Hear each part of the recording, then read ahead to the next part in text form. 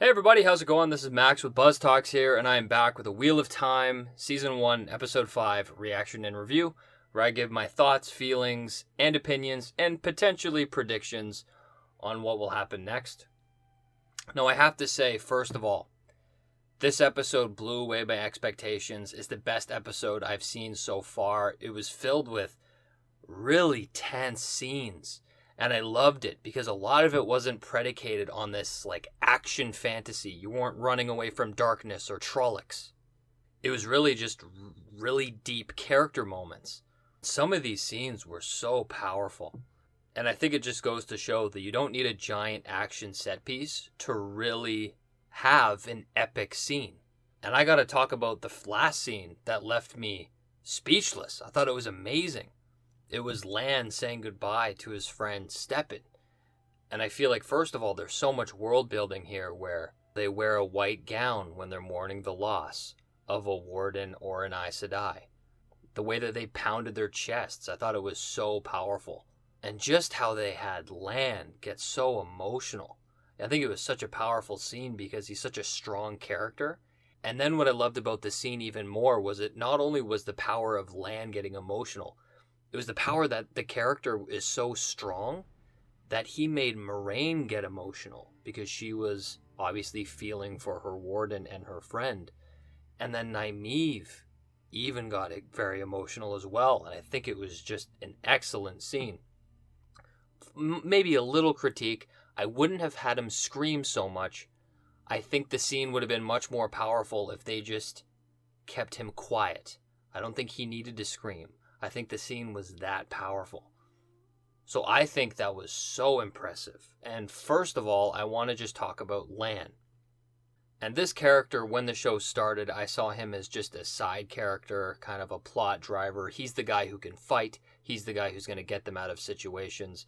But I'm really liking where the development of his character is going.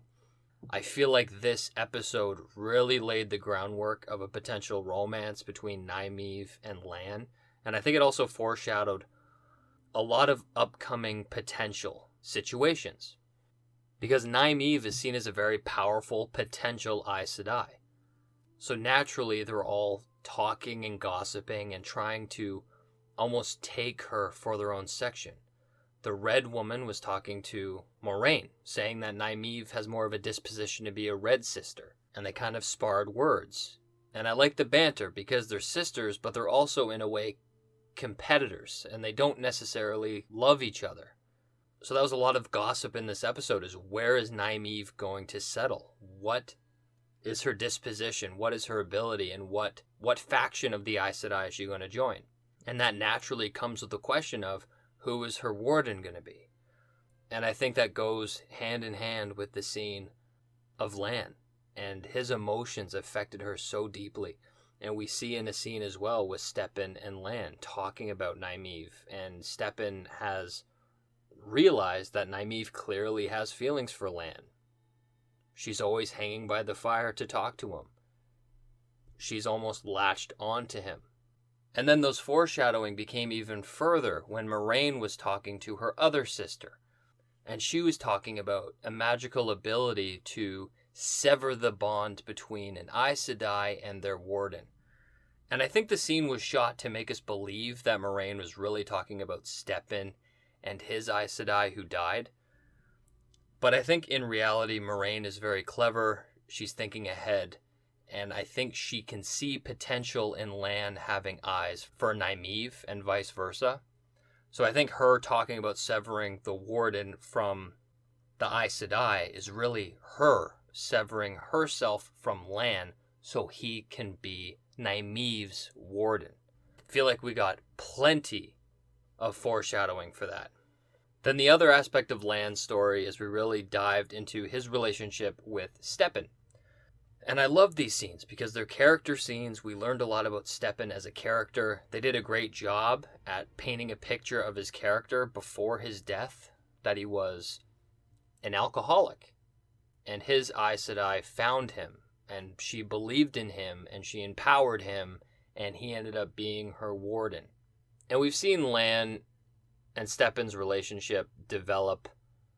They have the same kind of brotherly relationship.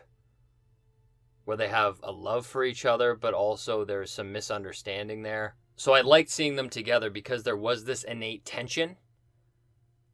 And I think the true testament to the relationship and the tension that they've established was when Lan woke up from his drugged out daze and there was a knife missing from the fireplace. The show actually made me believe that Stepan was going to betray Lan and do something rash. But instead, he killed himself along with the statues of the wardens before him. So I thought that was excellent. And once again, the send-off for Stepan and that scene, Lan stole it. And I think that really showed the power of their friendship was in that scene where Lan's sobs were so strong that it was affecting Moiraine and Nynaeve. I thought it was incredible. That is the best scene of the show so far, in my opinion. And the last scene with Stepan I do want to mention is when he burned his Aes Sedai's ring. It was almost like he was saying goodbye to her. I don't know if they repurposed these rings or if the ring burns and dies with the Aes Sedai, but I'm interested to see what happens. I think it's funny because it's clearly inspired by Lord of the Rings. So I thought it was funny seeing the symbolism of the ring in the lava. Another character that also killed it, I love their arc, was Egwene and Perrin. Holy crap. They got taken in by the White Cloaks. I loved seeing the interaction between the Tinkerers and the White Cloaks. I loved the symbolism of the Tinkerers being the leaf, that you can stomp it, kick it, but it becomes dirt. It becomes a part of the wind, and they're more of peacemakers. They're anti-violence versus the White Cloaks, who see themselves as very morally superior, and they believe in the light. And I thought that was an excellent metaphor. To be honest, I did not expect the White Cloaks to capture Perrin and Egwene. I feel like the show does a really good job at shifting my expectations, because on face value, I watch it and I think of it as like a PG fantasy. And then it smacks me with some reality, where we're running from Trollocs 1 minute and we have all this magic going on and it seems very fantasy and fun. And then we get smacked with reality. And that's what I love about this show, that I'm really finding I'm enjoying. So Egwene and Perrin end up getting captured, and the scenes were very hard to watch. But again, amazing scenes. It's those situations that I love, where they're not running from this ominous threat of a Trolloc. It's a character situation, where Egwene needs to try and summon something, or else Perrin is going to get killed. So I appreciated the scene. I loved how brutal it was, because I think it really conveyed the severity, and it really communicated that these characters aren't necessarily safe. And I think it was a great catalyst to show Perrin's abilities. We saw Egwene do something, but then Perrin, in an immense pain and almost in a survival instinct, he essentially summoned the wolves. And he also has the power. He freed himself from his binds. He called the wolves. So I think that was a great kind of origin story for Perrin. Again, shifting expectations. I thought Egwene was going to be the one who saved the day, but instead it was Perrin. I feel like this episode did a great job at sideswiping me. Now going on to Mat and Rand. Now this was the slower part of the episode for me. To be honest, it wasn't as memorable, but that's very high praise because everything was really great. But all in all, Mat is suffering from this dagger. He's being kind of taken over by the Dark One. He's really suffering because he feels like he killed the family, so he's carrying a lot of emotional burden. But you still see that his heart is there when he has that scene with Rand, and he says, you know, if we become like that psychopath, the person who claims that he's the dragon, Mat says that they should take care of themselves, make sure they never get to that state. So I think that still speaks that his heart is in the right place. But then they get to the White Tower and we meet a character that I was not expecting. We meet an orc or ogre. And now in this fantasy show, they're called Orgiers. So I thought it was a really interesting take. I did not expect a different fantasy race in this show, so that caught me off guard. But I think they handled it great. I like how Ogiers are very intelligent. They live a very long time. I felt like this scene almost too much beat us over the head with what Ogiers are. I feel like they tried to fill as much back information as they could. But also, I did love the character because he's so well read, but he's socially just not intelligent, so he doesn't stop talking. And I actually thought that was really funny. But all in all, I really like this character. I think he gave us a good backstory to Rand. And I think it was funny because the Ogier was just dropping knowledge bombs. Because Rand said that he was from the twins. And he was fascinated because he's like, how does an Aiel end up in the twins? And Rand was like, what are you talking about? I'm not an Aiel. And then this Ogier just completely deconstructed on why he's an Aiel. So I think that's clear foreshadowing that Rand doesn't belong to the twins, that there is some origin there. I feel like with all these characters, with Mat, Perrin, Egwene, and Nynaeve, they're all showing magic abilities. I think it's an obvious reason why they haven't shown Rand have any magic abilities. He has a very key origin story that I'm sure is going to lead to him being the dragon. And I think the show is doing a good job at shifting those expectations.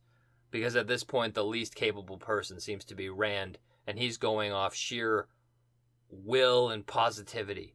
And I must say, to be fair, the first couple episodes of Wheel of Time, I did not like Rand. He's starting to come around to me. We see that he's still fixated on finding Egwene. And it was a good thing in this episode because he actually ended up finding Nynaeve. And they got together and they talked about Mat.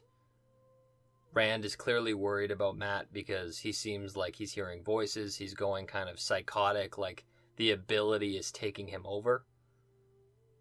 So that's a worry that Rand is thinking about. It's something that he was already talking to Tom Maryland about. But finally, with Rand, we got a great scene with Nynaeve talking about Egwene. Clearly, Rand is still stuck on finding her. And it was just a nice scene telling a little backstory about Egwene in a scene showing how tough she is when she had a terrible flu where your knees buckle and break, which sounds terrible, but she powered through it. So I think that's a really good way to have a character scene, but also tell you about another character. So it was great. But all in all, I have to say this episode is one of my favorites. Absolutely excellent. The cinematography and the shots are beautiful. It is great. But the key takeaway for me was there are very powerful character moments, particularly the White Cloaks with Egwene and Perrin. And then that final scene with Lan was so powerful. I just wish they didn't have him scream so much. I think it would have been more powerful if he didn't scream. But anyways, very impressed. I'm looking forward to the next episode. Let me know what you guys think in the comments section down below. Did you like this episode? What do you think? And what do you think will happen next? But until next time, see you guys later.